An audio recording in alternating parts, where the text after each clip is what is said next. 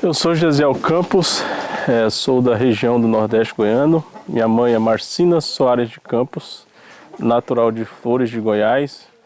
Meus avós também são da região. Minha avó Ana Carvalho de Campos também de Flores, Antônio Soares de Campos de Flores. Então nós somos a família Soares de Campos de Flores de Goiás.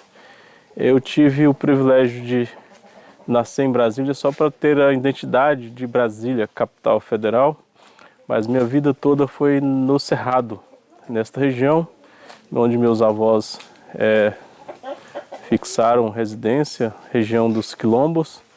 Minha avó da região lá do Extrema, entre Posse e Iaciara de Goiás.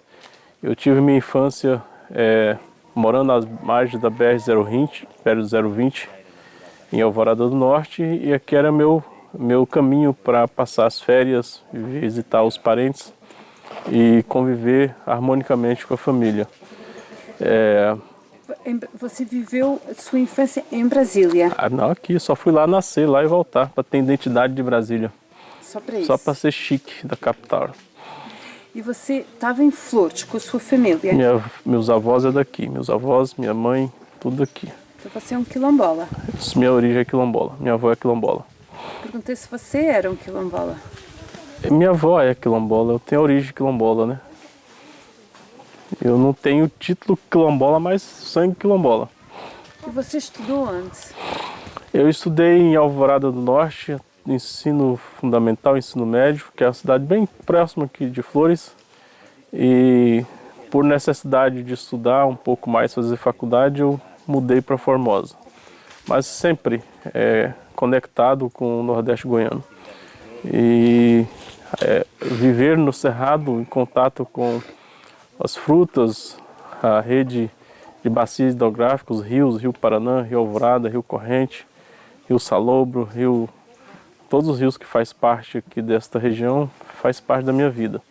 O povoado Santa Maria, os povoados Canabrava, povoados que faz parte dessa região, inclusive para lá, para a região de São Domingos, Posse, Guarani, são toda a região onde eu vivi minha juventude, minha infância e tenho a alegria de estar contribuindo hoje com esta região, com as propostas que nós criamos a partir desse convívio, a partir da lida com a terra, com a plantio, com a colheita, com a extração dos frutos. Isso tudo tem a ver com a minha história, a minha origem, e isso faz parte de uma trajetória muito rica, que é essa convivência com o Cerrado, com a biodiversidade, com a fauna, com a flora, com todas as pessoas, as comunidades que construíram essa história do Nordeste Goiano. Você cursou o quê? Minha formação é professor, fiz magistério e fiz a faculdade de Geografia e fiz a pós-graduação em Gestão de Projetos Ambientais. Então, tudo conectado com a terra, Geografia e Gestão Ambiental, Gestão de Projetos. E temos uma instituição que trabalha com projetos ambientais, projetos de organização produtiva já há mais de 15 anos. Então, criando soluções, propondo arranjos produtivos, criando mecanismos de apoio à produção. Você sempre viveu aqui? Sempre. E no que é que você trabalhou? Quando você acabou de se formar, magistério, professor. Que dizer, você veio para cá ser professor? Eu formei em magistério, professor até 2010. Eu dei aula em algumas escolas na região, dei aula também em Brasília. E deixei a sala de aula para trabalhar com a agricultura familiar. Então, a minha vocação de professor não encerrou, continuo sendo professor, mas direcionei meus conhecimentos, minhas habilidades para a atividade agrícola. E desde exclusivamente 2010, só atividade agrícola, criando equipamentos. Um equipamento muito importante que nós criamos aqui na região foi a Casa de Farinha Móvel, que é no município aqui do lado, próximo de Flores, Vila Boa, e instalamos em algumas outras comunidades rurais, e hoje estamos trabalhando em outros equipamentos, em outras ferramentas para a agricultura familiar. Duas perguntas. A primeira, porquê 2010? O que aconteceu em 2010 para você trocar a sala de aula por este trabalho, agricultura familiar? Eu estava dando aula, lecionando, e observava a forma de construção do saber na sala de aula, e também eu já trabalhava em atividades rurais, em projetos, em assentamentos, em cooperativas, e eu observei que eu tinha uma vontade maior, um desejo maior de estar nas comunidades. Então eu optei, o meu coração pediu para seguir nas atividades rurais. Então eu decidi naquele momento que eu precisava estar mais focado, mais direcionado às comunidades, aos assentamentos, à região onde eu nasci. Como é que você leva o Cerrado para dentro da sua aula? O Cerrado ele tem uma dinâmica muito incrível dentro da atividade educacional, e ele proporciona uma experiência incrível quando você tem as ferramentas para transformar esta condição de conhecimento em transferir o conhecimento para os alunos. E o Cerrado, Por exemplo? Quando eu falo em bacia hidrográfica no Cerrado, quando eu falo que é a nascente das águas do Brasil, os berços das águas do Brasil, o Cerrado é onde manda mais água para 3 principais bacias hidrográficas do Brasil. Então ele vai alcançando as importâncias dentro da formação do currículo, dentro da formação do saber, a partir das experiências reais, da conjunção de entender para onde vai essas águas, para onde vai estas bacias hidrográficas, como é que elas se encontram em outras regiões, como é que ela deságua no oceano. Então é a partir de um conhecimento de transformação do saber e transferir esse saber de forma muito, muito, muito carinhosa. E quando se fala na fauna, na flora, muito incrível também, com quantidade de animais, quantidade de aves, quantidade de répteis, quantidade a infinidade de riqueza que tem no Cerrado. Isso é incrível para transferir o saber para os nossos alunos. A segunda pergunta é: quando é que você começou a integrar algum tipo de associação de desenvolvimento local? Disse que não tinha sido logo em 2010, tinha sido antes. Conta pra gente como é que foi isso. Esse paralelo de que não foi em 2010, ele tem a ver com a origem, com a história, de onde a gente veio. Eu vim do Nordeste goiano, eu sou da terra, eu sou local. E a necessidade de sair do Nordeste goiano foi apenas para buscar um conhecimento, para formação, para fazer uma faculdade, para fazer uma pós-graduação. Mas buscar esse conhecimento foi retornar e transferir, dedicar esse saber para o Nordeste goiano. Então a decisão já era tomada, já era natural. Eu iria fazer o que o coração sempre pediu, que é estar em contato com as comunidades, em contato com a atividade agrícola, em contato com a natureza, em contato com a biosfera, em contato com esse universo que é o Nordeste goiano, único, exclusivo, singular, especial por demais para quem vive nessa região. Que associação é essa em 2010?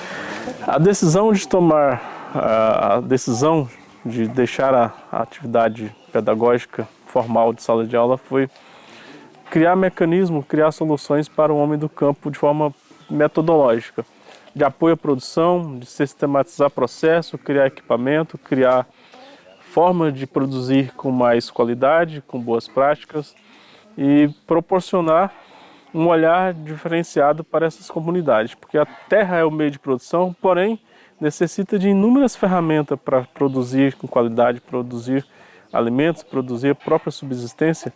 Então essa conjunção de necessidades, que olhar a região que tem muita coisa por fazer, uma região tipicamente nordestina do nosso Goiás, e com toda a riqueza existente nesse cenário, nesse ambiente. Mas a necessidade de juntar ferramentas para o meio de produção, juntar esse conhecimento que a gente adquiriu na universidade, na produção de projetos, na produção de algumas metodologias desenvolvidas por nós, certificado inclusive por nós, isso foi uma realização incrível. Então a decisão de dar um passo para a zona rural, retornar à origem, foi muito gratificante, porque já estava em mim desde a minha origem, já é uma coisa natural. Mas você é um quilombola, um descendente de quilombola. Como é que você se sentiu a tomar essa decisão? não é? Porque é uma decisão de voltar à sua terra, não é? Não é que você não estivesse já nela, mas é um outro papel dentro da sua comunidade. Falar sobre quilombos, sobre ancestralidade, é diferente para nós. Porque nós temos ancestralidade diferenciada. Eu só conheço até minha avó.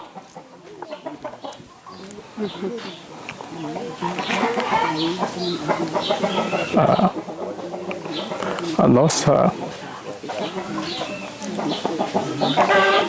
Eu não quero ferir nenhuma suscetibilidade.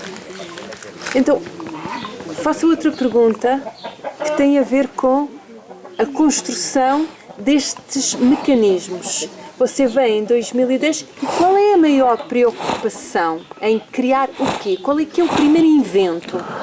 A maior preocupação é criar a solução de gerar trabalho e renda com mais facilidade, com mais proporção de gerar excedente e criar equipamentos, criar solução que possa dar um bem-estar para o homem do campo, para os nossos agricultores.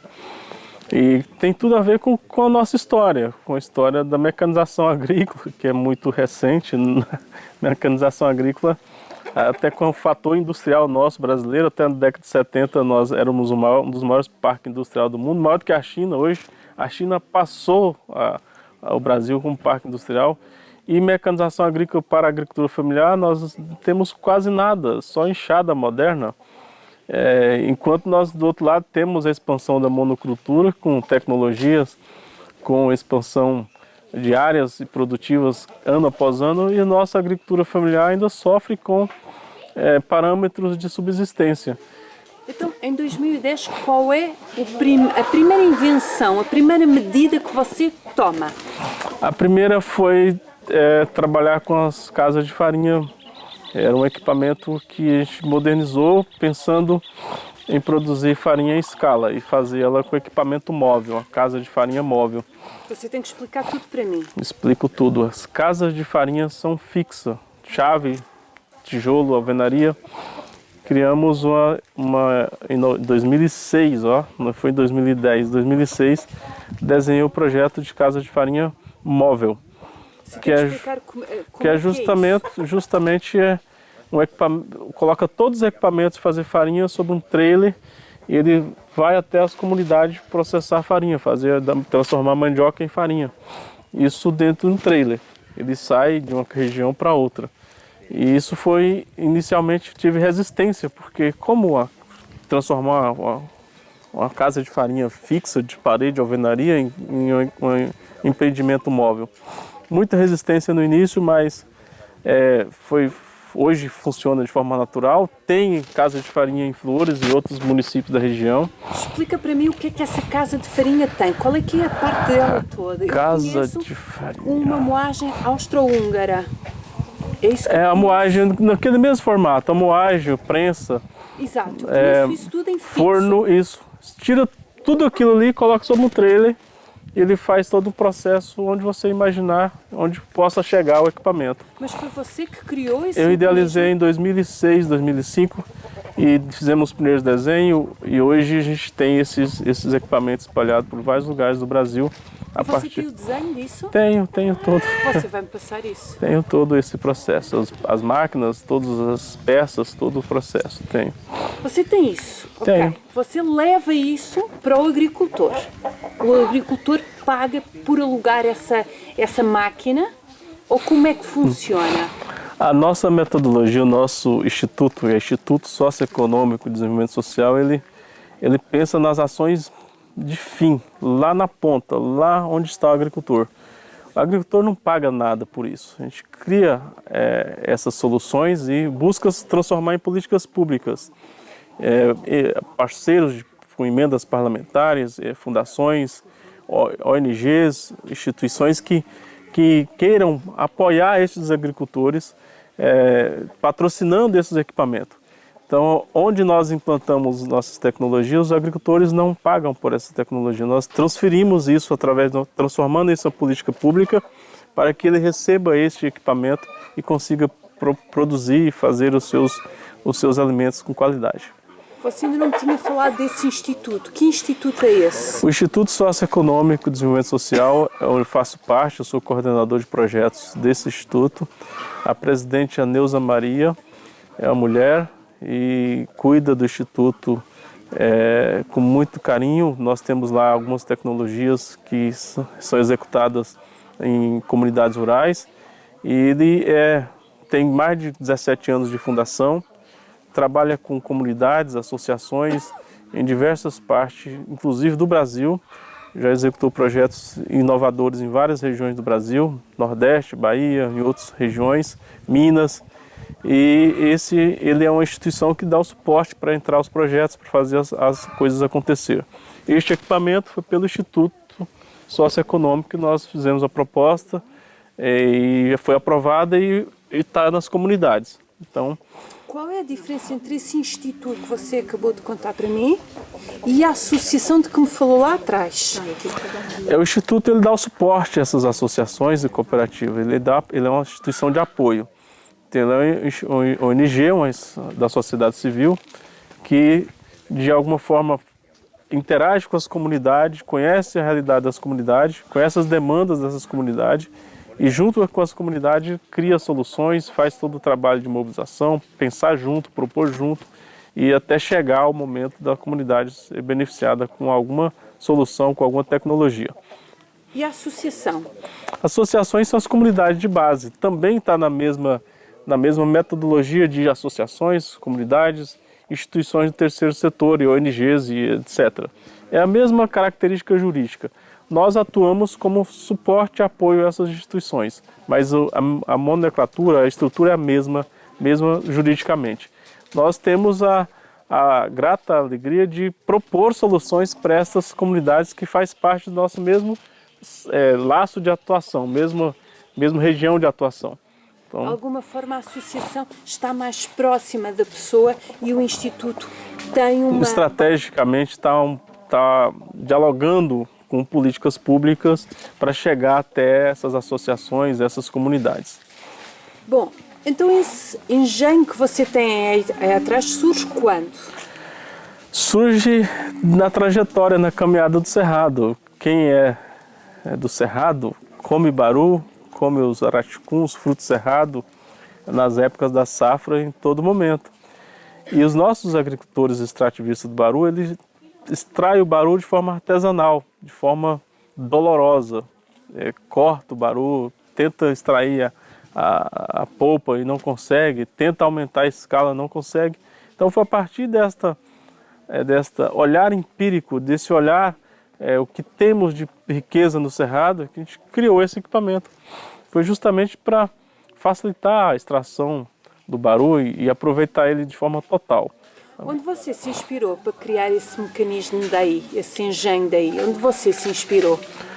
A inspiração ela é dioturnamente vocacionada para soluções e para criar esses mecanismos. Mas o grande propulsor dessa invenção foi ver os nossos agricultores, ver os nossos extrativistas do Nordeste goiano não ter ferramentas para processar, para extrair a polpa, para dar escala, para dar uma ferramenta de boas práticas. E não ter essas ferramentas foi um impulsionador para mim. Já conhecendo o baru, já conhecendo a castanha, já conhecendo todo o potencial, há mais de 5 anos, nós estamos desenhando, propondo, errando, criando máquina não funcionando, até que conseguimos... Mas esta máquina tem uma parte mecânica. Onde você foi encontrar ela? Você criou da sua cabeça? Você teve algum apoio técnico? Erros e acertos.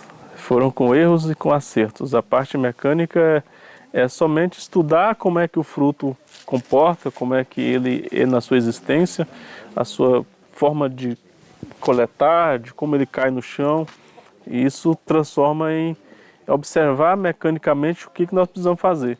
E também teve erros e acertos. Não foi a primeira máquina para fazer isso aqui que eu gastei já. Teve investimento e errei totalmente, não funcionou. Com aquele erro, observando o que precisava mudar, conseguimos fazer até de forma mais segmentada. Eu imaginava uma máquina que fizesse tudo ao mesmo tempo, tirasse a polpa, classificasse e quebrasse o baru. Não deu certo.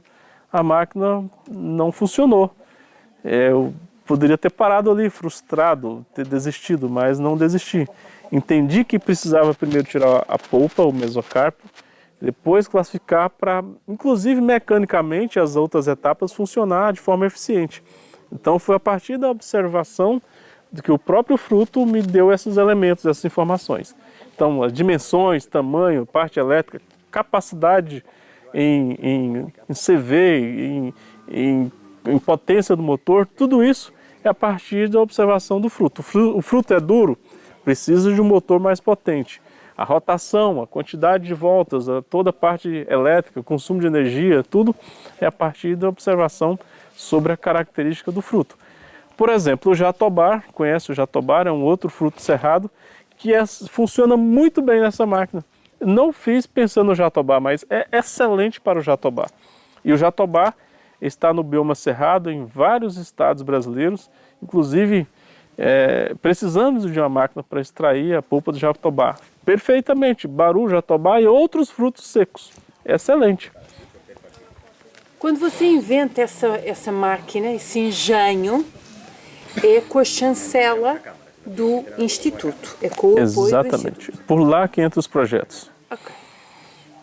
Você tem uma patente para essa máquina? As patentes são patentes sociais.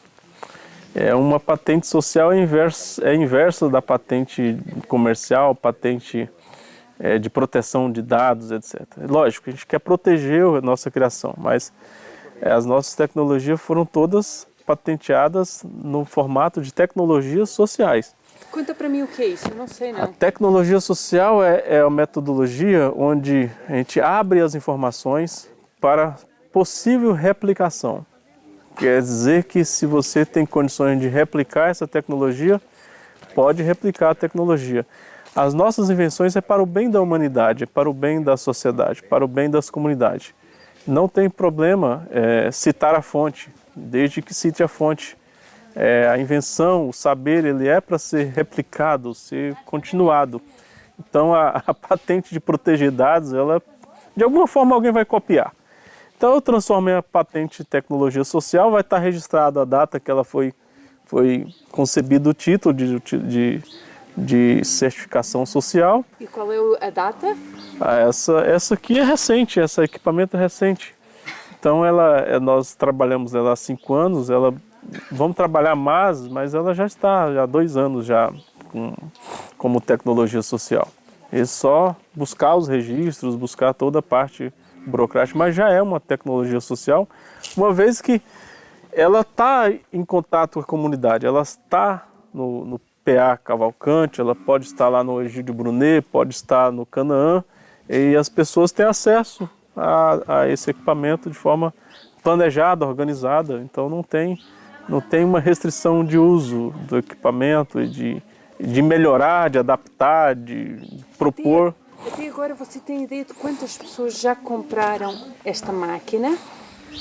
Olha, é uma tecnologia nova ainda, ela está no seu 2º ano rodando, e então são 3 equipamentos já, 2 prontos, e vamos fazer um 3º agora, e naturalmente vai chegar um momento que ele vai alcançar a escala. Já é uma política pública conhecida de alguns segmentos do poder público estadual, municipal e federal, e algumas instituições, algumas fundações internacionais, alguns órgãos de apoio. Então é inevitável que vai chegar um momento de várias comunidades ter este equipamento. Vamos pôr a funcionar? Vamos colocar a funcionar. Agora você vai... Que peso é que você vai colocar aí? Nós vamos colocar o fruto baru aqui, fruto para tirar a polpa. Que peso é que tem aí? Você tem ideia?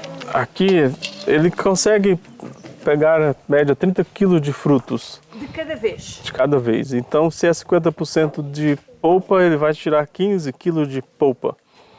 E E em quanto tempo, mais ou menos? 10 minutos em média. 10 minutos em média. E quando você retira a castanha, o que é que faz à polpa? A polpa é alimento, a polpa é produção de bolos, pães, produção de alimento para a comunidade, para as famílias e para a ração animal. Se precisar reforçar a alimentação do bovino, dos animais, de galinha, etc., ele pode ser feito esse suplemento alimentar para as criações. Mas o grande objetivo é transformar essa riqueza, essa polpa, em alimentação humana. Bolos, pudim, geleias, etc. Cachaça, licores, defumado, ele faz tudo. Ele aceita forno, frios e em geral. Ele é um produto super dinâmico. Então vamos lá. Como é que tá lá, Thiago? Tá tudo certinho?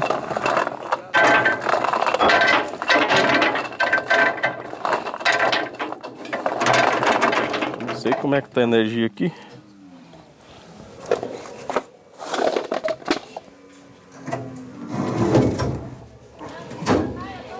A energia que tá bem frágil, viu?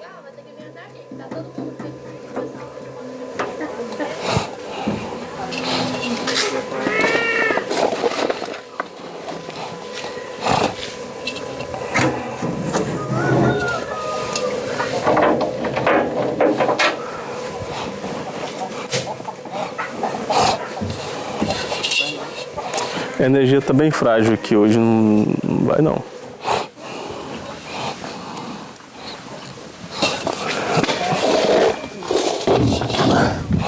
Nossa energia no Nordeste é energia.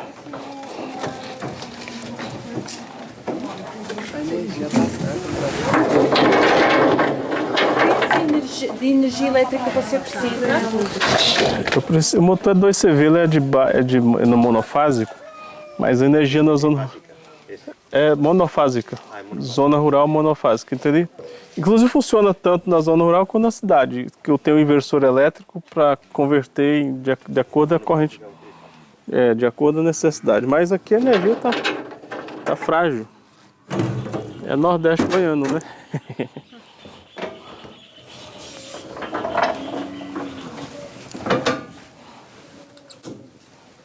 Olha lá.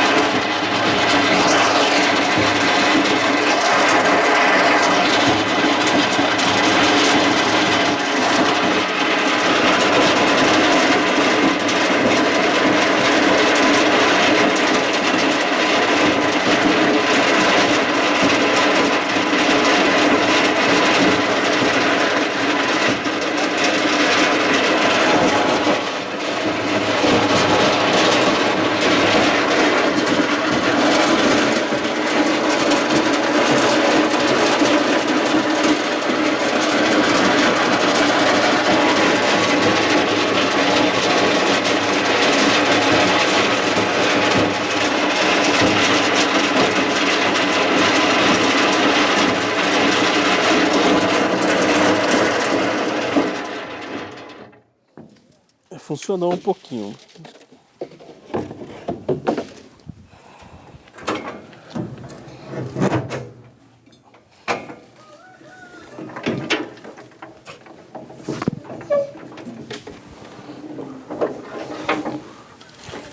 Olha o que está acontecendo. Olha, tá tirando a polpa, ó, ficando só a parte dura.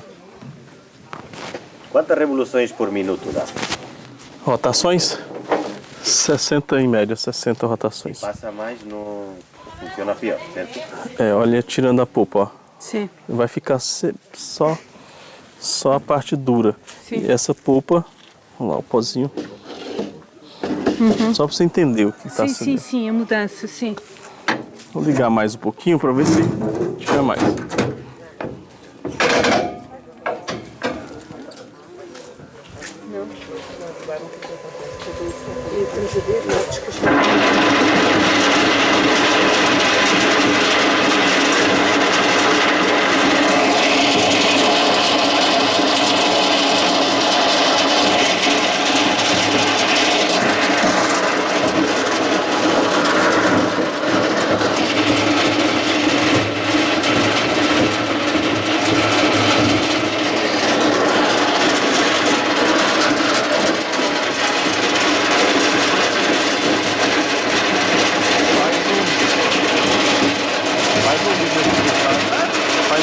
aqui atrás.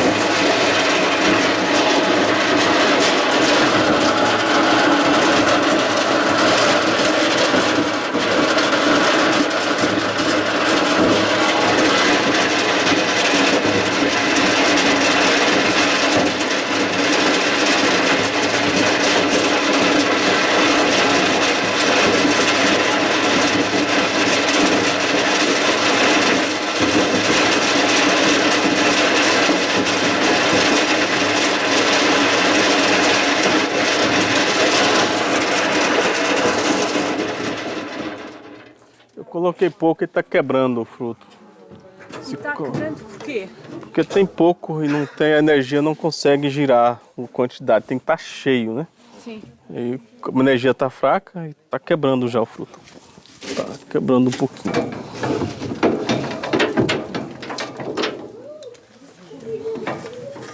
Agora, mostra algum que já tenha a castanha lá dentro para ver o fruto. Ó, tirou a polpa todinho, olha só. Ó, aqui, prima. Prima, cadê a prima para ver isso aqui? Olha só, prima, como é que ficou aqui, olha. Ó. Aí, prima. Prima passou da oficina, né? Dá pra fazer biojoia agora. Biojoia, artesanato. Ó, tirou. Então e agora, só para a gente perceber aqui, ele vai moendo e depois fica só com a castanha que está lá dentro? Aí outra máquina tira a castanha. Essa máquina está em processo de fabricação. Ah, então você Tem só outra máquina. tira a parte de fora, depois coloca na outra. Exatamente, para tirar. Aí eu tenho uma que classifica por tamanho. Tamanho 1, vários sacos. E a máquina vai quebrar tamanho 1. Tati tem o vídeo já da máquina, está produzindo, fabricando. Ok. E ela, mas sem tirar a polpa não quebra. Porque ela, Sim. ela Ok. E depois é esta a tal farinha que vai utilizar essa para... farinha vira bolo, vira pães. Não, é aquilo que estava a dizer. E não há nenhuma forma de afunilar mais a saída? Vamos fazer, vai melhorar. Vai Ok. afunilar para não cair aqui. Você mostrou o vídeo da outra máquina para ela? Não, aqui ó. Essa aqui é a máquina que tá. Essa máquina é um parto. Porque a máquina que tá demorando pra ficar, ela tem mais de um ano pra ser feita. Tá mesma fase dessa aí. E ela tá em fase de conclusão, mas ela não concluiu ainda. Posso? Alimento humano e nobre, Ela vai quebrar. É muito fina. fininha. Todos que amam o cerrado, que necessitam cuidar do cerrado, é apoiar tecnologias, inovações para garantir a preservação desse cerrado em pé. Uma vez que eu tenho fruto como gerando trabalho e renda, gerando subsistência econômica e humana, eu vou valorizar esse cerrado. Então, trabalhar o cerrado de forma sinérgica com as tecnologias, com as inovações, com os povos que estão aqui no cerrado, para garantir não a mitigação da derrubada do cerrado, mas garantir que ele fique em pé para produzir as riquezas, alimentos que os nossos povos precisam. Uma vez que não só nossos povos, mas esses produtos, eles são riquíssimos em nutrientes, servem para toda a humanidade, toda a população. Então é manter o cerrado em pé com intervenções, com recurso econômico, que garanta essas tecnologias chegar em várias comunidades, quilombolas, associações, cooperativas, grupos de mulheres, que isso proporciona assim um olhar mais cuidadoso com o cerrado. A árvore é bonita, vamos manter ela em pé porque sequestra carbono e alimenta a minha fome de forma direta? Não. Então existe esse olhar. O olhar é uma preservação com sustentabilidade econômica, social e financeira. E olhar dessa forma para o cerrado é muito mais interessante. Não apenas preservar por preservar para a próxima geração, para os netos, para os bisnetos, mas o que o cerrado vai me entregar se eu cuidar dele economicamente, socialmente, economicamente, ele vai proporcionar o que de ganho? Deixa eu perguntar aqui outra coisa. Então o que significa ser uma reserva da biosfera?